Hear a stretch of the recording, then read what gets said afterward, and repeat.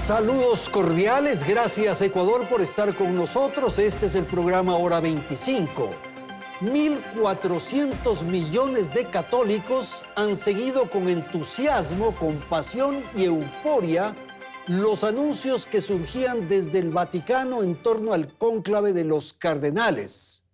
Ahora que el mundo tiene el Papa joven, como señalan algunas notas de prensa, me refiero a León XIV, los análisis y presunciones de lo que será el nuevo momento de la Iglesia en el planeta se prenden.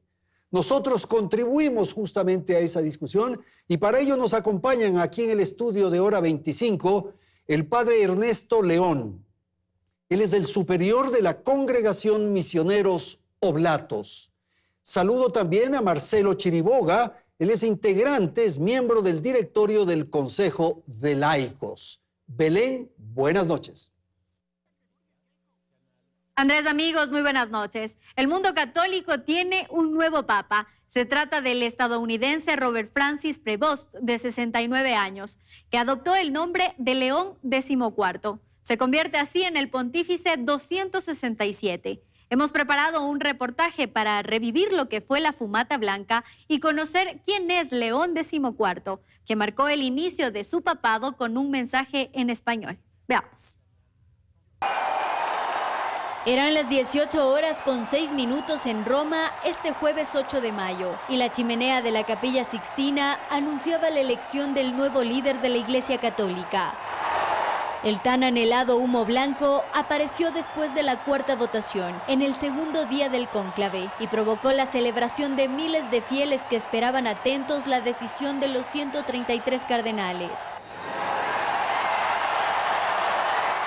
Una hora después, las ventanas del balcón de la Basílica de San Pedro finalmente se abrieron. Entre gritos, aplausos, lágrimas de los asistentes, apareció el cardenal francés Dominique Mamberti con el esperado anuncio. Habemus papam.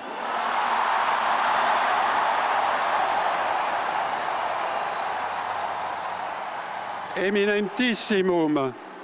Ac reverendissimum Dominum, Dominum Robertum Franciscum, Sancte Romane Ecclesiae, Cardinalem Prevost, qui sibi nomen imposuit Leonem XIV. Y así, entre la ovación de los fieles, el cardenal estadounidense Robert Francis Prevost, quien adoptó el nombre de León XIV, saludó por primera vez al pueblo católico, que emocionado alzaba sus manos. La pace sia con tutti voi. Questo è il primo saluto del Cristo risorto, il buon pastore che ha dato la vita per il gregge di Dio. Anch'io vorrei che questo saluto di pace entrasse nel vostro cuore, raggiungesse le vostre famiglie, a tutte le persone. Durante su discurso, cambió del italiano al español, marcando así una característica de lo que será su pontificado. Y si me permiten también una palabra, un saludo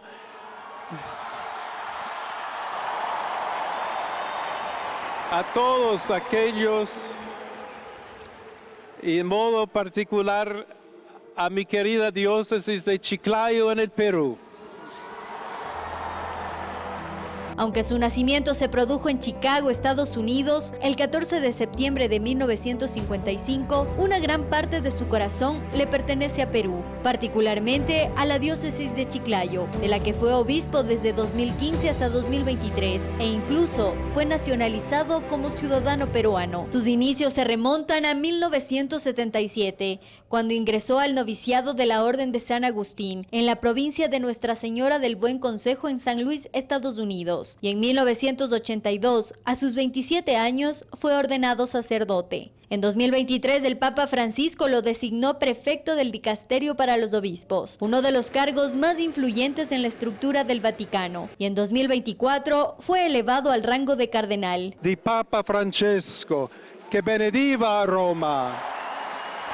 Su experiencia pastoral en Perú y su doble nacionalidad lo convierten en una figura representativa tanto del clero latinoamericano como del entorno vaticano. En sus primeras palabras, anunció que será el líder de una iglesia que busca la paz y la unidad. Ponti, con il dialogo, con l'incontro, unendoci tutti per essere un solo popolo, sempre in pace. En febrero de 2025 fue promovido a cardenal obispo de Albano, una de las sedes suburbicarias de Roma, reservado para los miembros de mayor rango del colegio cardenalicio. También fue hasta hace unos días presidente de la Pontificia Comisión para América Latina. Se ha declarado amante del tenis y es un políglota, con fluidez en el español, italiano, inglés, francés y portugués. Defensor de la justicia social, de tinte discreto y reservado. Es el primer papa estadounidense en la historia del Vaticano, en cuyos hombros hoy recae el peso de guiar a más de 1.400 millones de católicos de todo el mundo.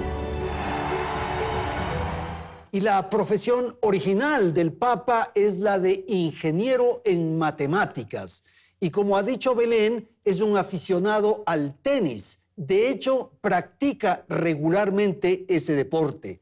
Marcelo, misionero sin duda el Papa, ha estado en el Perú, es estadounidense, en fin, tiene unas características especiales. ¿Cuál es una primera reacción de esto que acabamos de vivir, el mundo católico? Buenas noches.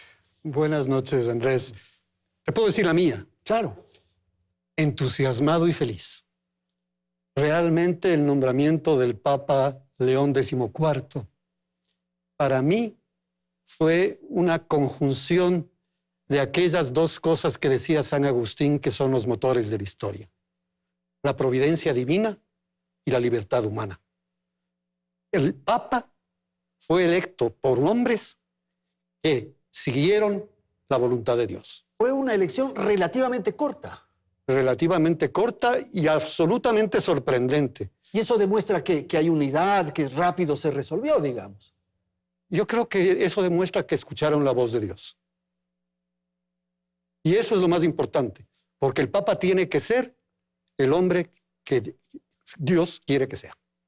Padre, buenas noches. Sectores conservadores de la Iglesia de los Estados Unidos han llegado a calificar a este Papa, al Papa León XIV, como el Papa woke. Su apreciación, buenas noches. Muy buenas noches. Un abrazo para toda la gentil audiencia, para los televidentes, para todos los ecuatorianos. Pues miren, hay una línea que hay que ser muy cuidadosa. Estamos en un momento de alegría por la elección del nuevo pontífice y sin embargo hay personas que ya empiezan a fijarse en las sombras, en los peros, en las fake news abundan. Y entonces pienso yo que la línea programática de la Iglesia es el Evangelio.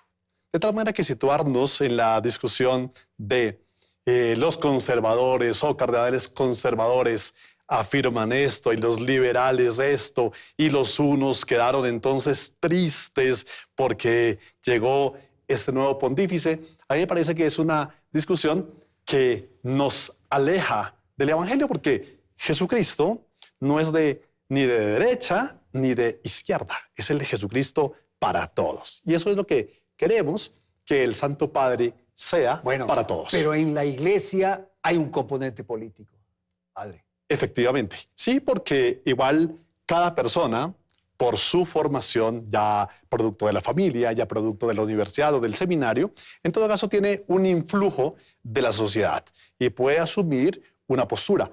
Pero realmente en la vida de la Iglesia, si bien posiblemente hay ese movimiento ideológico en cada persona, en realidad es el Espíritu Santo y el Evangelio el que ha de dirigir el pensamiento de ese que es cardenal, de ese que es obispo, de ese que es sacerdote. O sea, el Evangelio estaría por encima de toda consideración personal. Marcelo, la definición que ha hecho el Papa de llamarse León XIV tiene sin duda el antecedente de León XIII, que fue un reformador importante de la Iglesia en el ámbito de la doctrina social. ¿Cómo leer esto si es tan amable? La verdad, Andrés, es que la doctrina social de la Iglesia es muy anterior a León XIII. Empieza incluso en el Antiguo Testamento. Y en el Antiguo Testamento ya se habla, por ejemplo, de que es un crimen, un pecado que clama al cielo el hecho que se defraude el sueldo a los empleados. Ya desde el Antiguo Testamento. Lo mismo lo dijo Cristo en varias ocasiones. Lo dice San Pablo también en algunas de sus cartas. Lo que hizo realmente León XIII fue recoger toda esa doctrina en un cuerpo orgánico que fue la encíclica Rerum Novarum. Que puso un intermedio, digamos, entre dos propuestas filosóficas, ideológicas del planeta, que era el marxismo y el liberalismo. Exactamente. Pero no solo puso un intermedio, sino puso la ruta correcta. Porque el ser humano no es materia y esas dos visiones del mundo son materialistas. Y al no ser el ser humano solamente materia, la Iglesia puso el énfasis en la parte espiritual. Y en eso dijo, en el resto de cosas los hombres, los seres humanos, los cristianos, somos libres. Pero yo quisiera retomar lo que estaba diciendo el padre hace un momento. El lema episcopal, cardenalicio, y me imagino que también papal del Papa, es in illo unum unum. Traducido al latín, en el único todos somos uno. Es un lema absolutamente cristológico. Lo que estamos diciendo que es que dentro de la Iglesia no hay tendencias, sino que todos estamos en Cristo. Cristo es la cabeza, nosotros los miembros. Y por lo tanto, el Papa ha recogido el mensaje de San Agustín. No nos olvidemos que él es agustino. Claro. Y el mensaje de San Agustín fue un mensaje muy interesante. Pastoralmente, un hombre muy cercano a su ciudad, a Hipona. Él era obispo de Hipona. Pero a la vez, un hombre que combatía cualquier tipo de desviación doctrinal que había en la iglesia de ese tiempo. En esa época, la iglesia sufrió uno de los mayores ataques doctrinales de una herejía, el arrianismo. Y junto con San Atanasio, San Agustín defendió la posición de que Cristo es Dios y hombre. Ahora, el Santo Padre tiene una particularidad, que es la de haber sido misionero. Eso es haber gastado suela, padre, haber pisado geografía, el sentir. ¿Cuánto pesa eso en una acción ya de carácter papal como la que va a desarrollar? Miren, esta condición de misionero, esa condición de misionero, lo que hace es aproximar al religioso, digamos, al sacerdote, al obispo, en ese caso al Santo Padre, aproximar a la gente. Entonces, no es ese Dios que vive en las nubes, sino que es un Dios en Jesucristo que peregrina en medio del drama de las personas. De tal manera que, fíjense, a través de algunas imágenes hemos visto al Santo Padre montando a caballo, sí, en su época de misionero. Lo hemos visto en los comedores comunitarios, metido entre las ollas, sirviendo él mismo la comida a los pobres. Entonces, en realidad, la iglesia hoy, desde mi perspectiva, si no es misionera, deja de ser iglesia. Y en otro sentido, si la iglesia hoy no es mística, deja de ser iglesia, o mejor, deja de tener el contenido de un evangelio comprometido con las lágrimas, con el dolor de la humanidad. Ahora, Marcelo afirmaba una cosa muy importante, y es que ha pertenecido a la orden de San Agustín. La orden de San Agustín, por esencia, tiene que ver con cierto misticismo.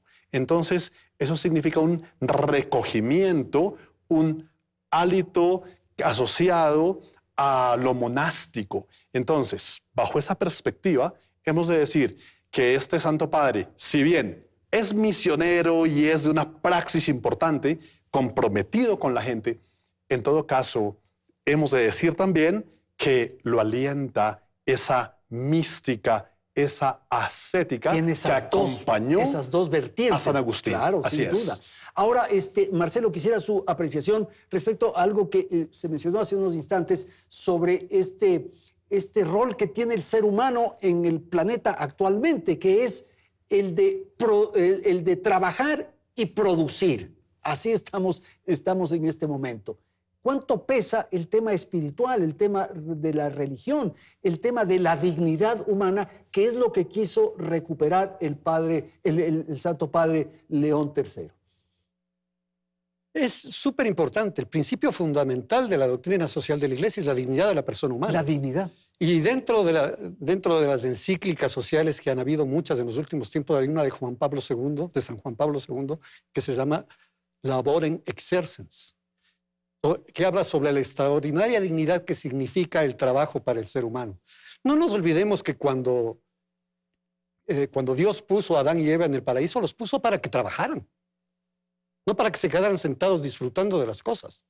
El trabajo da dignidad al ser humano y por eso es un derecho fundamental de las personas, del hecho. Pero yo quisiera también resaltar una cosa que es muy importante, y es que León XIII, además de ser el primero que planteó ese tercer camino que tú mencionabas de la Iglesia, también fue un papa que fue extraordinariamente defensor de la doctrina de Cristo. Enfrentó a los dos grandes, como tú dijiste, ideologías materialistas del siglo XIX y planteó un tercer camino, pero también hizo ver claro que hay enemigos de la Iglesia que tratan de destruirla. Y también los enfrentó. ¿Y quiénes eran esos enemigos? Entre otros, por ejemplo, el marxismo socialista, en general todos los materialismos. Y también estructuras de poder que también querían acabar con la Iglesia, Claro. como la masonería, por ejemplo. Ya. Entonces, el Papa León XIII fue así. Y yo veo en el Papa León XIV también un significado de eso. Además, hay una cosa que es interesante. León XIII tiene una muy bonita encíclica que habla de la necesidad de que los católicos estudiemos la filosofía y la teología de Santo Tomás de Aquino, que es, para mí, una de las cumbres de la pensamiento cristiano. Entonces, si León XIV sigue los pasos de León XIII, estamos ante un reformista dogmático. Ahora, aunque sea contradictorio. No, estoy de acuerdo en eso, en esa mirada, en esa visión, pero los hechos de la vida, del mundo, de la realidad están presentes, sin duda. Así es. Y yo había hecho referencia en torno a lo que ocurría con su nacionalidad original, digamos. Él es de los Estados Unidos y tuvo tensiones y tuvo problemas en algún momento con Trump. Hizo cuestionamientos a Trump. Y el presidente de los Estados Unidos hizo un mensaje en las redes sociales que intentó ser, supongo, una broma, pero que no resultó tal. A esta hora, el Papa viene de los Estados Unidos, pero no responde a la agenda de la Iglesia Católica norteamericana. El Papa no responde a otra agenda que no sea la agenda de Cristo. Bueno, es que ahí, Marcelo, se resuelve todo. El rato que estamos en eso, ya se resuelve todo. Por eso. Pero la vida terrenal tiene otros matices, otras características. La Iglesia norteamericana tiene muchos retos. La Iglesia universal tiene muchos retos también. Y en cada país son los obispos, la jerarquía, los que interpretan y tratan de resolver esos retos. El Papa lo que hace es armonizar. La misión de Pedro fue la que le dio Cristo. Dijo, tú, cuando regreses, confirma a tus hermanos en la fe. A pesar de que la Iglesia Católica es una monarquía absoluta, porque es así, Sí. los obispos en sus diócesis son monarcas absolutos también. ¿Qué es lo que hace el Papa? Armonizar esas cosas y guiar y aconsejar y confirmar. ¿En qué? En la caridad.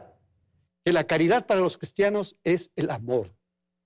Esa es la función fundamental del Papa.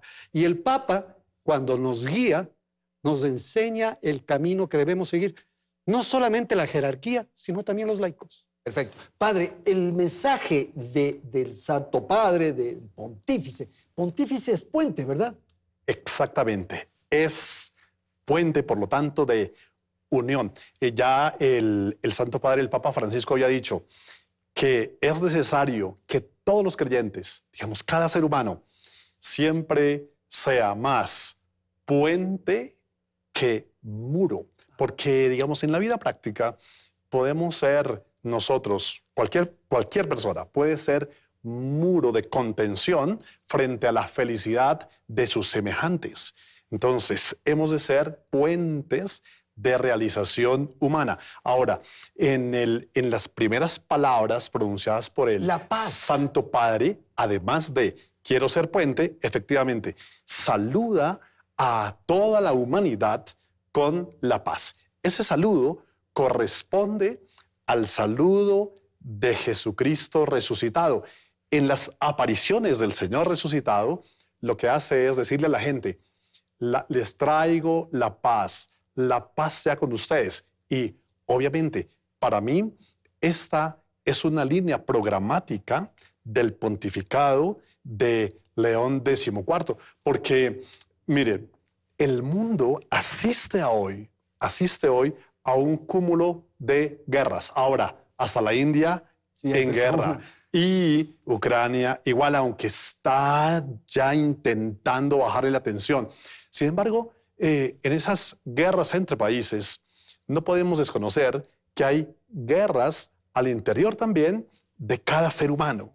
Y hay guerras al interior de las familias. Entonces, cuando el Papa dice, la paz sea con ustedes, nos está diciendo a todos, sean hombres y mujeres de paz, hombres y mujeres pregoneros de paz, predicadores de paz, no solamente con la palabra, sino fundamentalmente con los actos. Y paz significa amar y paz significa perdonar. Qué hermoso, sin duda, la paz es lo fundamental en esto.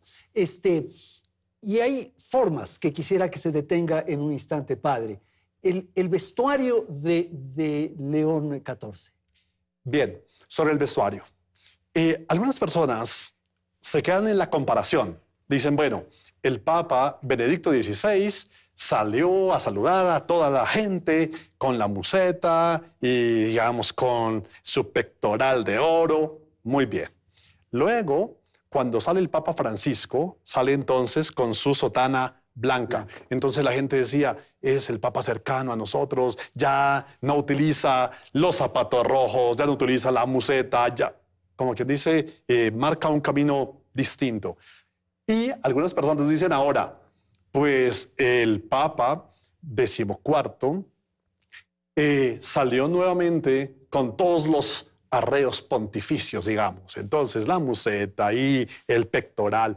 Entonces algunos afirman, la Iglesia, con esa forma de presentarse el Papa, lo que hizo fue echar para atrás, retroceder. Entonces, todo lo que habíamos ganado con el Papa Francisco, pues simplemente volvimos a los lujos y a estas cosas. Exactamente. Pero no es tanto eso. Digamos, hay unas formas que no han empezado ahora, sino que hacen parte de una tradición. Siempre ha sido así la presentación de los papas. Entonces, simplemente es un aparecer cuidando las formas de lo que es el romano pontífice, ¿sí? Y en ese sentido, más allá, digamos, de la ropa, más allá de las apariencias, yo quisiera quedarme en lo esencial. Y esencial, más allá de las formas, es el mensaje del cual seguramente vamos a hablar más tarde, y es lo siguiente. El Papa dice, caminemos de la mano, todos caminemos de la mano con Dios. Como quien dice, la humanidad no está sola. Dios está con nosotros y camina con nosotros. Ok, vamos a ir terminando, estoy sobre el tiempo, padre. El hecho de tener doble nacionalidad, Marcelo, de estar cercano a nosotros, un poco nos tenemos que apropiar, disputar la propiedad y somos vecinos, digamos. Y esto también para plantear lo que ha dicho el padre en términos de profundidad, esto es muy significativo porque en la región hay enormes disputas. Por favor. Mira, no solamente es enormemente significativo, pero lo más interesante de todo es que el Papa, habiendo nacido en Estados Unidos, es descendiente de franceses y españoles, ¿no? Trabajó mucho tiempo en el Perú, vivió mucho tiempo en el Perú, ama al Perú. 20 años. ¿Sí? ama el Perú. Esa es la otra cosa que es importante. Pero yo quisiera retomar un poco el mensaje de paz. No nos olvidemos que para las principales religiones del mundo, el mensaje de paz es el mismo. Shalom en judío y salam ¿cómo es? Salam al-Hussein, salam aleikum de los musulmanes. Entonces, el mensaje del Papa fue también para ellos. Está pidiendo la paz para todos. Y eso va probablemente a marcar también uno de los ejes programáticos del pontificado de León XIII. Perfecto. De León XIV, perdón. 14. 30 segundos cada uno, un mensaje final. Padre, si es tan amable. Decirles a todos que hay un principio ético común a la humanidad y es: haz el bien y evita el mal. Es un principio ético que va por encima de las fronteras de cualquier concepción religiosa. Los invitaría entonces, ahora, alentados por la fuerza del Espíritu Santo y guiados por el Papa León XIV, a que seamos nosotros, a la manera de Jesucristo, pregoneros del bien, de la esperanza. Nos ha llegado un Santo Padre en este contexto del Jubileo de la Esperanza. ¿Cómo no ser nosotros hombres y mujeres de esperanza? Marcelo Chiriboga. Yo lo que pediría también es que nos corresponde a los católicos, sobre todo a los católicos, rezar mucho por el Santo Padre. El peso que tiene encima es enorme. La responsabilidad es muy grande. Todos y cada uno de nosotros tenemos que rezar mucho por él, pedirle a Dios que le dé todas las gracias y las ayudas que necesita para que siga adelante en esa hermosa misión que él le ha encomendado. Es un peso tremendo y sin nuestra oración él no va a poder seguir adelante. Y los laicos tenemos que participar a fondo en esa misión que el misionero Papa quiere que hagamos. Muchísimas gracias a nuestros panelistas de este primer segmento de Hora 25. Atendemos la publicidad y volvemos para la segunda parte del programa. Sigan con nosotros.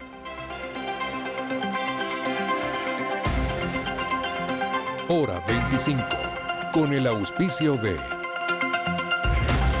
Formamos parte del ranking de instituciones Simago con más de 5,000 artículos indexados y somos partners de National Geographic Learning. Somos Uniandes.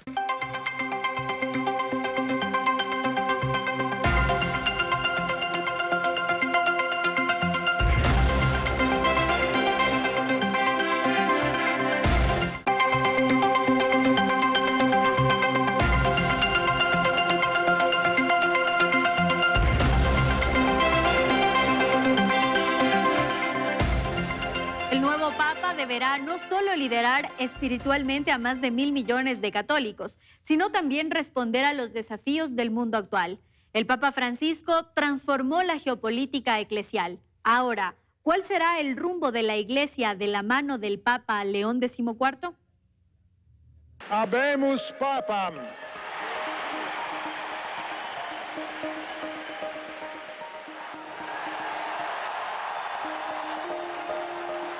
Más allá de su nacionalidad, lo que define a los sumos pontífices es su ideología y el camino por el que conducirán a la Iglesia.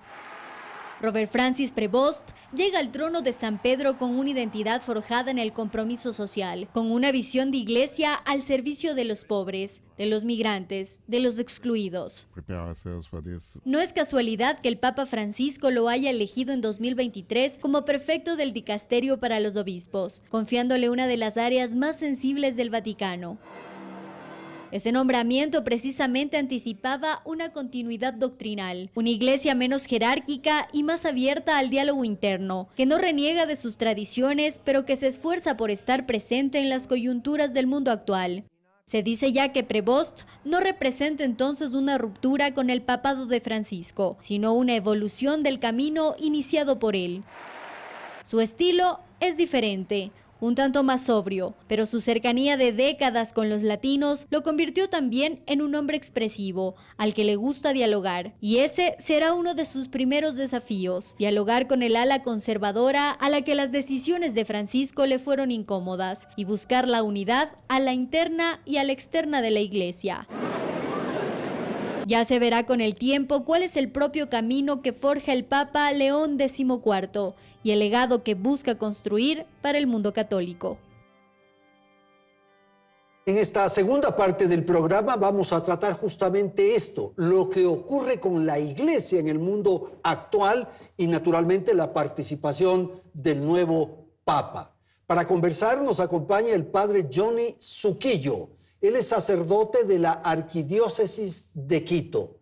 También saludamos la presencia de Mamela Fiallo. Ella es profesora de Lengua e Historia.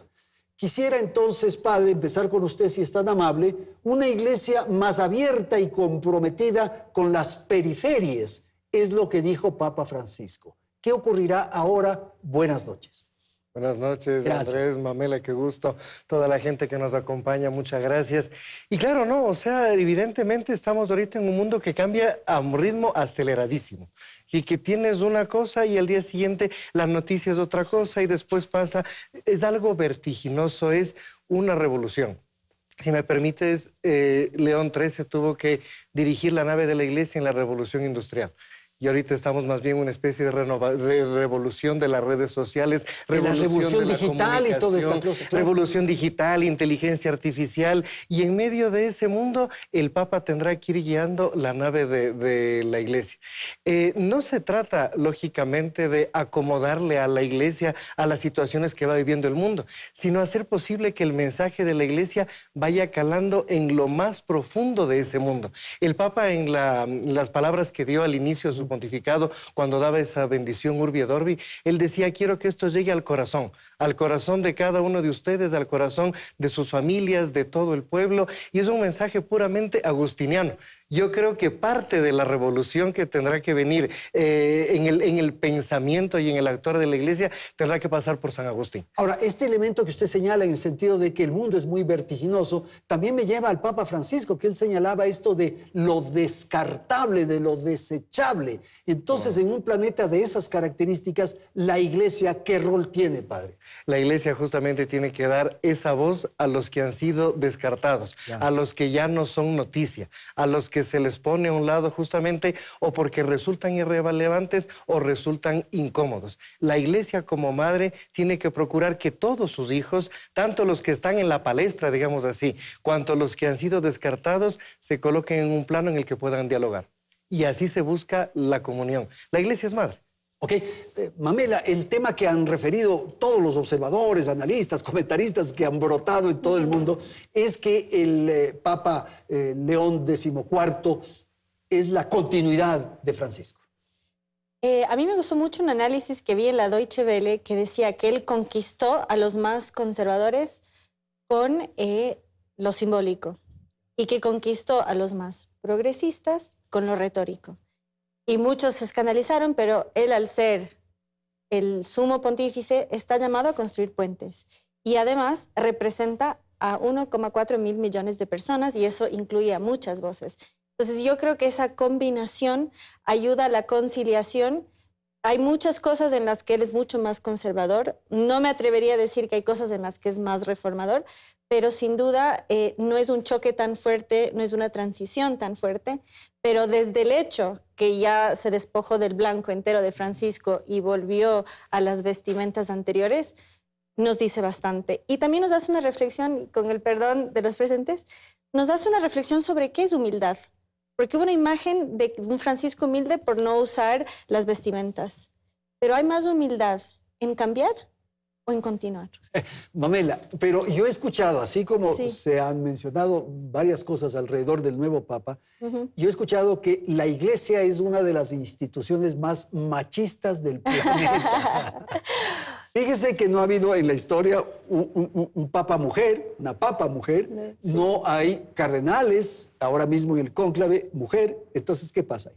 Bueno, justamente hice un video en redes sociales, perdón la autorreferencia, y quedé gratamente sorprendida del apoyo rotundo de las mujeres. ¿Por qué? Porque como bien señaló el padre aquí presente, la Iglesia es mujer. Madre. La Iglesia es mujer, madre y maestra, y es nada menos que la esposa de Cristo. Entonces, analizar esta situación desde términos materiales es perdernos del elemento trascendental. Y el gran reconocimiento que hizo el Papa a la Santísima Virgen. Y otra cosa, dato curioso, el 8 de mayo, que es el día que él asume su pontificado, es el día de la Virgen de Luján. Y la Virgen de Luján fue coronada por el Papa León XIII. Entonces, hay una exaltación por la mujer en la iglesia y no por ella debe ser pastor. Si Cristo hubiese querido sacerdotisas, las hubiese dejado en vida. Entonces, en la iglesia no hay igualdad, hay dignidad y complementariedad. Y cada uno tiene su rol y es más que respetable. El celibato, padre. Le pongo cosas difíciles, fíjese usted. Y le pongo eso porque es un tema de debate y la iglesia tiene que resolver, no sé. Justamente yo creo que una de las herencias del Papa Francisco fue esa capacidad de poner cualquier cosa sobre la mesa y decir, a ver, conversemos sobre cualquier cosa. No, es que el dogma, es que esto, no, a ver, pero conversemos. Pensémoslo, eso claro. Es sinodalidades, es el sínodo de caminar juntos, de encontrarnos. Decir, pero a ver, conversemos, ¿por qué tenemos que pelear? No, tenemos que expresar lo que uno piensa, lo que el otro piensa. Es decir, a ver, el celibato, la práctica de la iglesia desde casi sus inicios en el rito latino, por supuesto que sí, evidentemente. En los ritos orientales no se casan los sacerdotes, se ordenan hombres casados.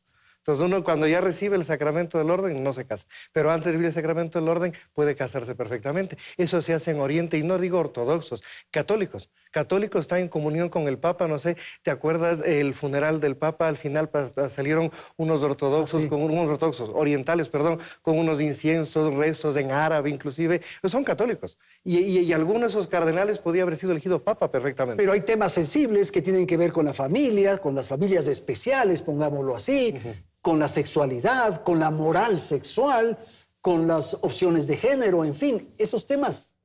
Correcto. Y ahí vengo yo, la herencia del Papa Francisco, esa capacidad de ponerlo todo sobre la mesa. Conversemos y más que nada, iluminemos. Desde el Evangelio, desde Jesucristo, desde la enseñanza de la Iglesia, ¿cómo ilumino yo todas esas vivencias de los seres humanos que a veces se convierten hasta en dramas? De gente que son hijos de Dios, hijos de la Santa Madre Iglesia, de quienes la Iglesia, el Papa, tiene que preocuparse también. Entonces, ¿cómo les ilumino yo? ¿Cómo les acompaño yo? Tu padre de familia tiene esa experiencia de decir, a ver, yo les veo a mis hijos. Cada uno es distinto, van creciendo, los amo a todos, les acompaño a todos. Mi hijo se porta mal, tengo que decírselo. Cuando es pequeño se lo digo de una manera. Cuando es adolescente se lo digo de otra. Cuando es adulto a lo mejor me siento de hombre a hombre con él, me siento de mujer a hombre con él, le explico las cosas como son y les acompaño porque son mis hijos. Entonces, todos estos temas, celibato, LGBTI, el papel de la mujer, la capacidad de la Iglesia de acompañar, iluminar y poner todo sobre la mesa. Estos temas son fundamentales. La Iglesia deberá en un momento dado, no sé si decir tomar partido, pero hay que definir una posición. Sí, de hecho, es un dato poco conocido para muchos y lo sé porque algunos influencers, que es más o menos mi rubro, les preguntan. Hay un santo en la Iglesia Católica para las personas con atracción al mismo sexo y que quieren vivir en castidad. Porque hay personas que sienten eso, pero dicen, no es lo que yo quiero vivir. Y se llama Charles Lawanga, es mártir de la fe, junto a 21 compañeros fueron... Es un santo. Es un santo. ¿De qué nacionalidad? Perdón? Uganda, del África. El 3 de junio es su fiesta. Es el santo patrono de Courage International, que también está en español, Courage, como coraje en inglés. Aquí en Quito también está. Y él fue quemado vivo por un rey que sodomizaba y se comía a muchachos. Y con la evangelización de esas tierras, esas costumbres fueron cambiando. Entonces, existen figuras para quienes sienten eso, pero dicen, es lo que siento, pero no es lo que quiero. Entonces, pueden acudir a él, a estas organizaciones, y eso Papa Francisco lo dejó claro en el Fiducia Supplicans. Si quieren vivir en gracia de Dios, pueden ser bendecidos. Lo que no se bendice es la unión. Y siendo cardenal Prevost, él, y cuando estaba en Perú, en el tema de ideología de género, él se pronunció respecto a que se debe enseñar en las escuelas no sembrar la confusión. Y ahí hay un tema ya retórico que es en verdad enseñar a la persona a amarse, aceptarse o rechazarse. Y ahí es donde ya entra la parte discursiva. Otro debate de discusión de otro orden. Padre, y claro, hay temas polémicos que hay que plantearlos porque la Iglesia está en la tierra, está con nosotros, de modo que son asuntos que surgen. Por ejemplo, la migración, la pobreza, y cuando hablo de migración es muy importante porque él fue crítico respecto a lo de Trump ahora últimamente, La inteligencia artificial creo que también es un asunto que está generando algún nivel de ruido, por lo menos, y el cambio climático, el ambiente, la naturaleza de la que habló Francisco. Por favor. Correcto. Todos esos son mares en donde la barca de la iglesia tiene que navegar por una sencilla razón, porque en todos esos mares están sus hijos.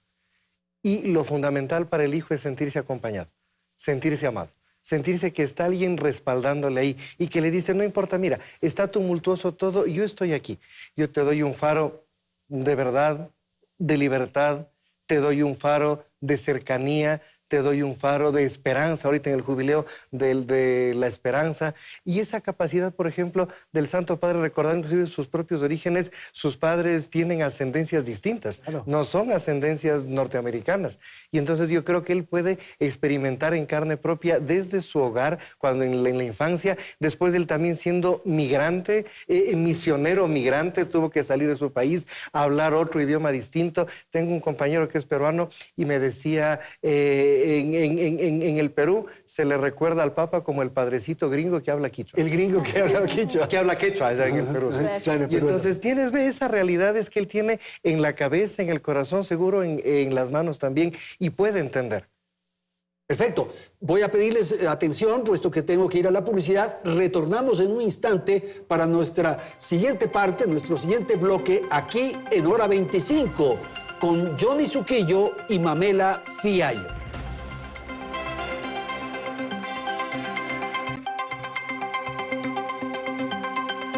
Hora 25, con el auspicio.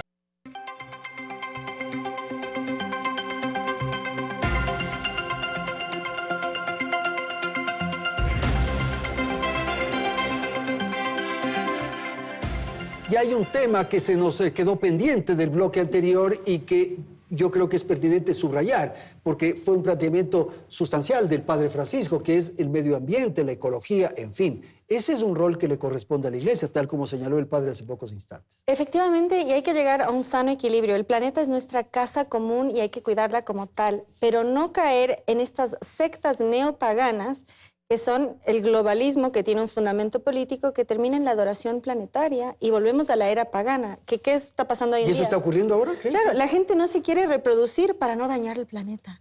Eso se llama misantropía. Nos han hecho creer que somos destructores y no nos debemos proliferar. Entonces, ¿qué debe hacer la Iglesia como madre y maestra? Contar.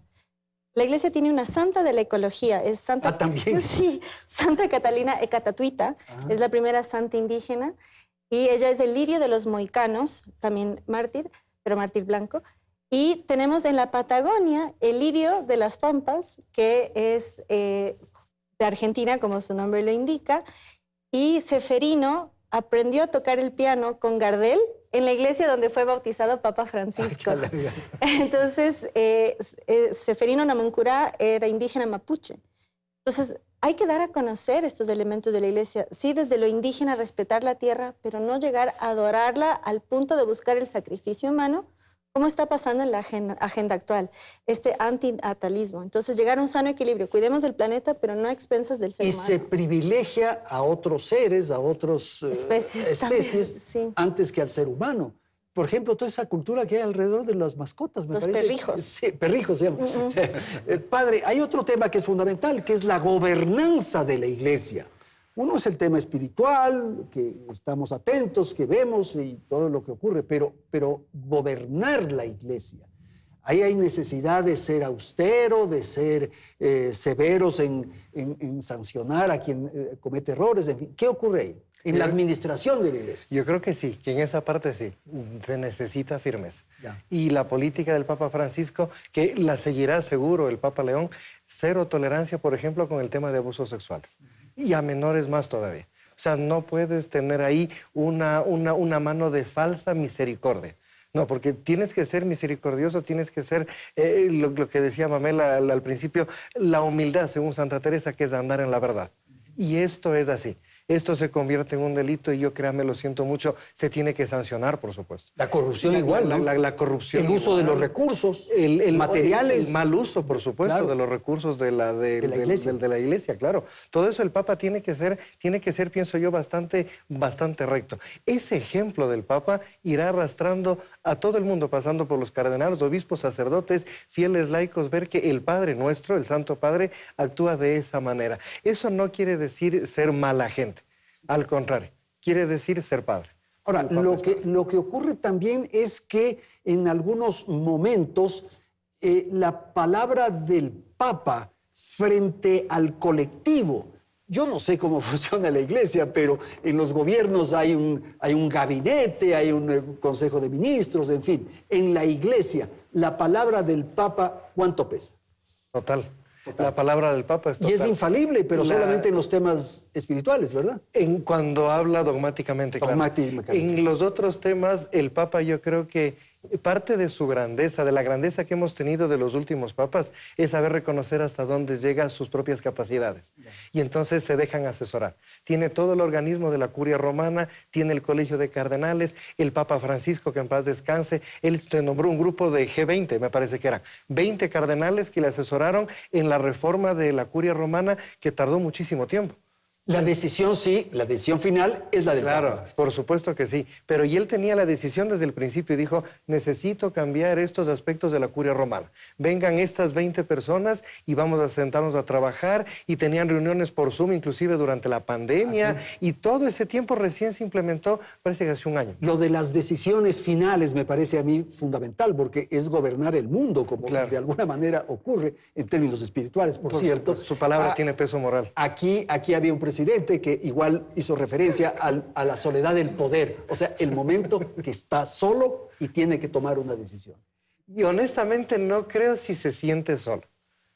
No tanto por la gente que le acompaña, que de hecho sí le acompaña, sino por el hecho de saber que hay 1.400 millones de personas más o menos, más los de buena voluntad, que rezan para que le vaya bien. Que le están apoyando, que le están acompañando en la decisión. Exactamente. Y eso inclusive, si quieres, me permito una infidencia, desde la experiencia personal es algo que sí se siente subjetivamente. Cuando tienes que hacer algo y dices, ¿y ahora qué hago? Te pones a pensar y dices, no, tengo gente que está pidiendo para que me vaya bien. Mamela, hay otro elemento que es fundamental en este momento en la hora de la iglesia, que es la secularización, los jóvenes y su identidad espiritual, por favor. Bueno, haciendo hincapié en lo que acaba de decir el padre, la iglesia se divide en tres: la triunfante en el cielo, la purgante en el purgatorio y la militante en la tierra. Y en ese espíritu de milicia, como bien señala, la retaguardia orante sostiene a la vanguardia militante. Es decir, hay quienes están dando la cara y hay quienes de rodillas están dando la fortaleza y el sostén para que así sea. ¿Cómo se expresa eso?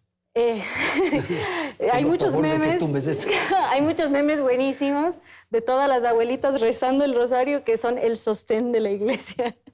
Pero ciertamente hay quienes tienen, la iglesia tiene carismas. Por ejemplo, las denominaciones protestantes tienen un montón de divisiones. La iglesia tiene unidad, pero tiene distintos carismas. Entonces hay gente que es más de la vocación pastoral, hay gente que es más de la oración. Entonces, ¿cómo viven eso los jóvenes? Bueno, ahora, yo no podía creerlo, un día tuvimos una reunión con un cardenal y yo le buscaba en el cónclave que nos hablaba los evangelizadores digitales. Nunca se me habían dirigido a mí así. Yo empecé hablando de historia y terminé hablando de estas cosas y aquí estoy con ese nuevo cargo que no sale en pantalla, pero ya me lo han dado. Entonces, ¿cómo lo viven los jóvenes? Ahí está la JMJ, la Jornada Mundial de la Juventud, donde se unen, la próxima va a ser en Corea. Ahora tenemos el primer santo millennial, Carlo Acutis. Él iba a ser... ¿Sabes de todos los santos? Sí, un poco. Yo estudié físico-matemático y ahora uso la memoria matemática para diagramar estas cosas. Como el Papa, matemático. Exacto. Es que el Papa es matemático y es digital también. Tiene sus cuentas de WhatsApp y de X y tal. Sí, y hay mucha gente que no le gusta, un poquito más tradicionalistas, que va a ser el primer santo vestido de jean. Porque Carlo Acutis... El santo este que estás diciendo. diciendo. Claro, y él iba a ser ya beatificado, canonizado. Iba a ser canonizado ahora, pero justo muere Papa Francisco. Porque es año jubilar y demás. Entonces, tenemos muchos roles. Uno es en redes, otro es en el trabajo pastoral. Y algo muy bonito, el 8 de marzo, que las feministas van a destrozar las iglesias, En México, lo que hicieron muchas adolescentes o jóvenes católicas fue estar dentro del predio, pero fuera del templo, con carteles amorosos. Protegiendo y con Claro, carteles. pero además con carteles diciendo, esta es mi casa, mi lugar seguro. Y una que le hizo una entrevista decía, si la iglesia te lastimó, te pido perdón. Entonces también hay gente de diálogo, hay otros más combativos, uno que le azotaron con ortiga para evitar que derriben la estatua de Isabel la Católica. Entonces hay distintos carismas, los más combativos en un campo, los más Y conciliadores padre, en otro. en el mundo hay distintos comportamientos dependiendo de los continentes o de las regiones. En el caso de América Latina y por la vinculación que tiene el actual Papa con Sudamérica y con el Perú de modo particular, hay una preocupación que es el surgimiento y el aparecimiento de una cantidad de sectas, de fes, de cosas que están presentes. Eso demuestra que la Iglesia Católica se relajó, padre. Eso quizá demuestra una dimensión del ser humano a la que no se le suele mirar mucho. Según San Pablo, y que sigue a Platón, San Agustín también, el ser humano tiene un tricomponente: mente, cuerpo y espíritu. Sí. Y nos hemos fijado en el cuerpo hasta la saciedad, hasta lograr generar un nuevo trauma en la clasificación de los traumas, la vigorexia. Y entonces tienes gente que es adicta a ir constantemente y todo eso.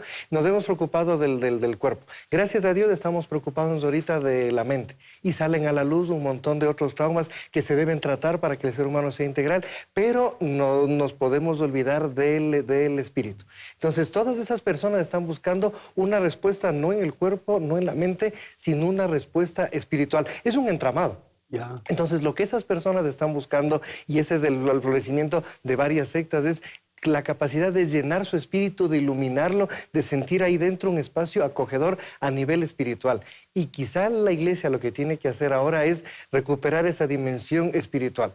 Para eso es fundamental San Agustín. San Agustín decía: in interiore homini habitat veritas. Ahora, En el interior del hombre habita claro, la verdad. Pero lo que ocurre es que yo coincido plenamente con usted, este afán espiritual. De ahí nace de alguna manera la fe, la religión, la iglesia y tal, porque el ser humano busca aquello. Pero lo que en América Latina se ha proliferado son estos grupos que de alguna manera están, yo no sé si decir enfrentados, pero sí en los espacios, en los territorios con la Iglesia Católica. A lo mejor la iglesia se ha enfocado mucho en el tema social, que es importante, por supuesto, claro que es importante. Apunta al cuerpo, a la mente de las personas, desde luego, y tenemos que darle un nuevo impulso a la parte espiritual. Perdón, el Papa León XIV, una de las primeras cosas que dijo ya como Santo Padre, haciendo hincapié, fue eso. Tenemos que llegar a los más necesitados, pero también evangelizarlos. Porque la iglesia no es una ONG que solo va a cuidar de los pobres. Hay que pensar también en las almas. Entonces, quizás Es una unidad. Claro, El ser humano es una somos unidad. íntegros e integrales. Pero ¿qué participación tiene ahí la Iglesia? Con el mensaje de Jesucristo. Con el mensaje. Con el evangelio. Esa capacidad de volver a la sinceridad de los evangelios. Yo soy cura párroco en una iglesia de pueblo. Y me encantaría a mí hacer la siguiente consulta, pero no me atrevo. A ver. Pídanle a toda la gente que va a la misa el domingo, ¿cuántos de ustedes han leído un evangelio de corrido? ¿Cuántos de nosotros cristianos hemos leído un evangelio de corrido? No quiero que nadie se confiese aquí públicamente. Pero llegar a esa gente, al ser humano, con la simplicidad del Jesucristo original, el que pintan los evangelios. Y yo he tenido algunas experiencias personales de gente a la que le he dicho: vea, usted lee el evangelio. Pero padre, deme un consejo, lee el evangelio. Léase el evangelio y luego venga y conversamos. Y en el evangelio hubo esa respuesta que no tenía yo. Padre, usted dice que no nos quiere confesar ahora. Ahora no. La confesión es una institución dentro de la iglesia Sacramento. que corresponde a este momento. Yo diría que sí, y más todavía. Porque este momento es un momento de... La sociedad actual, pienso yo, que muestra mucho y cuida mucho lo que se debe mostrar. Y tienes en Instagram un montón de filtros y tienes un montón de cosas y tienes... Esto lo muestro para que el encuadre quede bonito. Y dentro de mí, ¿qué es lo que hay? La confesión es justo un sacramento donde tengo esa posibilidad de mostrar qué es lo que hay dentro y no me siento juzgado. Me siento escuchado. Escuchado. Y algo muy importante... Con usted terminamos, Pamela. A ver. Sí, la confesión es más poderosa que un exorcismo. ¿Así? Y eso la gente no es consciente porque es un acto de reconciliación. Entonces, quien estuvo alejado vuelve a casa. Y si no me equivoco fue San Agustín que decía, el demonio te aleja de la confesión porque te hace sentir vergüenza, pero una vez que estás ahí, la pierdes. ¿Y quién gana, el demonio? Esa es una lucha continua, pero el bien siempre vence. Muchísimas gracias a nuestros panelistas de esta noche, el padre Johnny Suquillo y Mamela Fiallo. El tema del Papa León XIV, más visto desde la Iglesia y de la responsabilidad que tiene. Muchísimas gracias a nuestros panelistas y, por cierto, a la audiencia.